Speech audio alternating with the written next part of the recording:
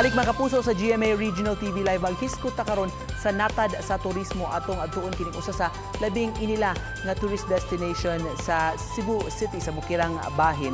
Kumusta na sabd ni sila karon nga nahitabo kining pandemya sa COVID-19? Makauban nato ang usa sa nag-una gyud og pioneer nagpasiugdan ini si Ma'am Maria Elena Chua. Good morning, Ma'am. Good morning. Good morning. Viewers. Daghang salamat, Ma'am Elena, sa pagkuyog namo karong buntaga. Kumusta na ang atong flower farm diha sa Sirao karong panahon na nagmingaw ug giunsa ninyo pag-cope up, Ma'am? Ako sa first time gyud ko after 4 years na ni-sell na lang ko sa akong sunflowers. Kay last summer daghan man kaayong buwak. Sayangan ko ba nga way magtan-aw nila nga unsa sila ka wapo nga mubloom. So ako silang gida diri sa city niya. Start ko baligya. Diha para lang makasustain na ako yung mga tao dito nga maintain. So pero uban wa good no work no good.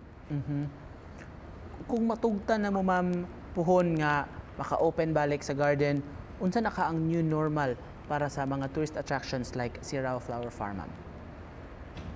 Ako kaayo, it's a new normal yun kay di na ta wa na ko ga-expect yun nga ang mga tao maabot og 1,000 people a day dili na nakita po at this moment.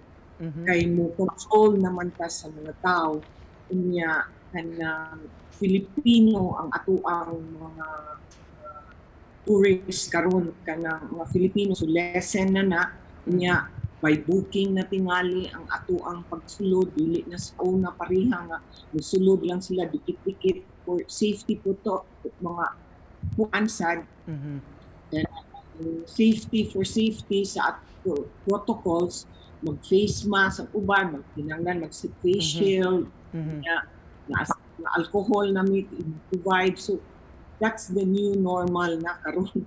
Usa sa mga kabisihan karon kining pagpakig-barter sa imong mga sunflowers to cheer people up. Can you tell us more about this? There was one time manggod nga this girl gyud nga akong gipili na niingon siya na ako'y health issue, mental health issue. Depressed ko no siya or something. So ni-offer ko yung gusto gyud siya makakita sa buwak kay first time siya makakita og real nga sunflowers. So okay, ni-meet ko up ko niya, nagitagaan ako siya buwak, 40 week niyang bupayan. So, there, I found out nga maka-give sunshine yun sunflowers. Sunshine, Ma'am, ang imong murag gusto nga ma-impart pod sa katawhan. Kung doon na kay message sa mga tao na to karon, Ma'am, taliwaan ning challenges, mga problema nga giatubang natong tanan karon tungod ani COVID-19. Unsay gusto nimong ma-share sa katawhan? Start every day with a new hope. Leave bad memories behind and have faith for a better tomorrow. Yeah, the most important thing is pray, especially karon sa panahon. Pray na lang. It's only God who can help us. Tinuod.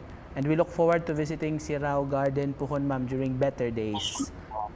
Mahumanta ning tanan sa COVID. Thank you so much kang Ma'am Elena Chua gikan sa Cebu City, ipaambit sa iyang istorya karong buntaga.